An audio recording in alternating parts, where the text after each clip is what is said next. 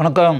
Cine மினிமினி Bhagyaraj sir சம்மந்தப்பட்ட ஒரு அருமையான விஷயத்த சொல்கிறேன். என்ன அப்படின்னா, பாக்யராஜ் சார் வந்து டைரக்ட் பண்ண முதல் படம் சுவர் இல்லாத சித்திரங்கள் அப்படின்றது உங்களுக்கு தெரியும் இல்லையா?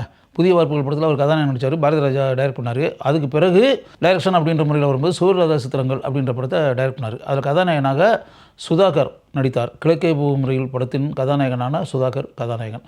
கதாநாயகி சுமதி அப்படின்னு சொல்லிட்டு ஏற்கனவே குழந்தை நட்சத்திரமாக நிறைய படங்கள்லாம் நடிச்சுக்கிட்டு இருந்த பொண்ணு. அந்த சுமதி வந்து அதில் கதாநாயகி. அதில் வந்து செகண்ட் ஹீரோ அந்த கதாபாத்திரத்தில் பாக்யராஜ் நடித்தார். படத்தில் வந்து எப்படின்னா, அந்த கதாநாயகியாக இருக்கக்கூடிய சுமதி இருக்காங்கள்ல, சுமதி வந்து பாக்யராஜ் வந்து ஒன் சைடாக விரும்பிக்கிட்டே இருப்பார். பாக்யராஜனுடைய அப்பாவை கல்லாப்பட்டி சிங்காரம். பாக்யராஜ் வந்து ஒன் சைடாக அந்த பொண்ணை காதலிப்பார். காதலிச்சா கூட தன்னுடைய காதலை வந்து வெளிப்படையாக அவட்ட எப்படி சொல்கிறது அப்படின்ற மாதிரி மனசுக்குள்ள நினச்சிட்டு தயங்கி அப்படியே இருந்துக்கிட்டு வெளிப்படையாக சொல்லாமலே இருப்பார். ஒரு ஸ்டேஜில் அந்த பொண்ணுகிட்ட தன்னுடைய காதலை சொல்லலாம் அப்படின்னு நினச்சிக்கிட்டு அப்படின்னு வரும்போது தான் தெரியும், அந்த பொண்ணுக்கும் சுதாகருக்கும் இடையில் ஆழமான காதல் இருக்குது அப்படின்னு. அவங்க ரெண்டு பேரும் மியூச்சுவலாகவே ஒருத்தர் காதலிச்சுக்கிட்டு இருக்காங்க அப்படின்ற அந்த விஷயம் இருக்கு இல்லையா?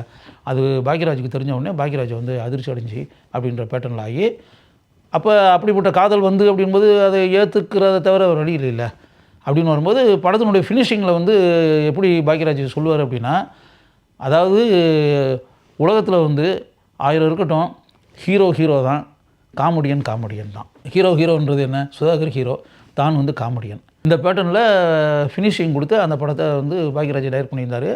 மக்கள் அந்த திரைப்படத்தினுடைய உச்சக்கட்ட காட்சி அப்படின்னு இருக்குல்ல, அதை வந்து ஒரு மாறுபட்ட உச்சக்கட்ட காட்சி அப்படின்ற மாதிரி அந்த படத்தை பார்த்துவிட்டு வெளியே வரும்போது தங்களுக்கு மத்தியில் பேசிக்கொண்டார்கள்.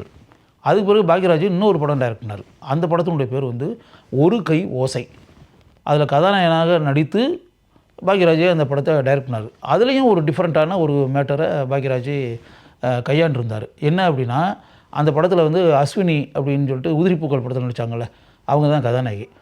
அவங்கள பாக்யராஜ் இதே மாதிரி மனசுக்குள்ளே விரும்பி ஒன் சைடாக காதலிச்சு அப்படின்ற பேட்டர்னில் இருக்கும். அவங்களுக்கு பின்னாடி ஏதோ ஒரு வாழ்க்கை இருக்குது. வேறு ஒரு ஊரில் இருந்து இந்த ஊருக்கு வந்தவங்க, அவங்களுக்கு பின்னாடி ஏதோ ஒரு சோக கதை இருக்குது அப்படின்றது மட்டும் பாக்யராஜ் தெரியும்.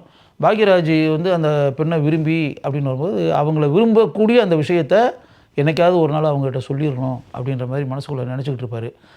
பேசிக்காக இவருக்கு வந்து அந்த பேசும் ஆற்றல் கிடையாது, பேசும் சக்தி கிடையாது.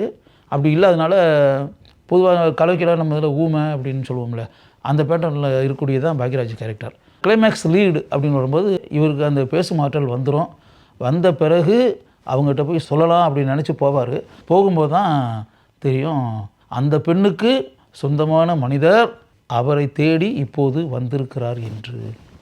இனிமேல் அந்த பெண்ணுடைய வாழ்க்கை அந்த மனிதனுடன் சேர்ந்துதான்.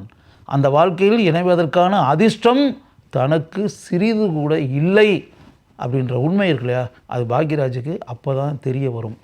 அப்படிப்பட்ட ஒரு ஏமாற்றத்தை படத்தினுடைய உச்சகட்ட காட்சியில் பாக்யராஜ் சந்திப்பார். மிகப்பெரிய ஆவலுடன் அந்த பெண்ணை பார்க்க வேண்டும் என்று சென்ற பாக்யராஜுக்கு மிகப்பெரிய அதிர்ச்சி காத்திருக்கும். அப்படிப்பட்ட அதிர்ச்சியை தாங்கிக் கொள்ளக்கூடிய நிலையில் அவர் இல்லை.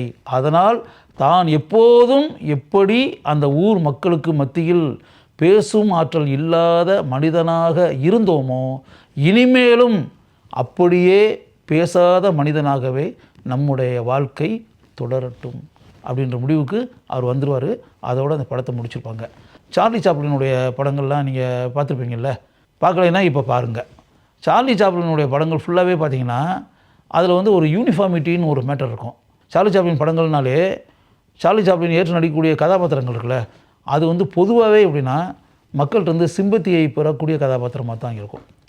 அவர் வந்து கஷ்டப்படுவார், போராடுவார், வேலை இல்லாமல் இருப்பார், சாப்பாட்டுக்கு வேலை இல்லாமல் துவண்டு போய் கிடப்பார், படுக்கிறது கடை இல்லாமல் ரோட்டில் படுத்து கிடப்பார்.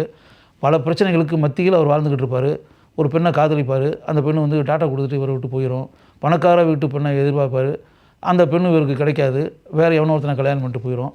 இவர் ஆசைப்பட்டது எதுவுமே வாழ்க்கையில் நடக்காது. அதனால் ஏமாற்றம் அடைந்து எப்போவுமே கவலையில் விரக்தியில் ரோட்டில் அடைஞ்சிக்கிட்டு கிடப்பார். சார்லி சாப்ளின் படம் அப்படின்னாலே இது மாதிரி பரிதாபத்திற்குரிய கதாபாத்திரமாக தான் இருக்கும். மக்களுடைய சிம்பத்தி படத்தினுடைய ஃபினிஷிங்கில் சார்லி சாப்ளினுக்கு கிடைக்கும். சார்லி சாப்ளினுடைய மகத்தான வெற்றிக்கு சைக்கலாஜிக்கலி இது ஒரு மிகப்பெரிய காரணம். மக்களுடைய சிம்பத்தியை பெறுவதை போன்ற கதாபாத்திரத்தில் தொடர்ந்து சார்லி சாப்ளின் அனைத்து படங்களிலும் நடிப்பது இது ஒன்று.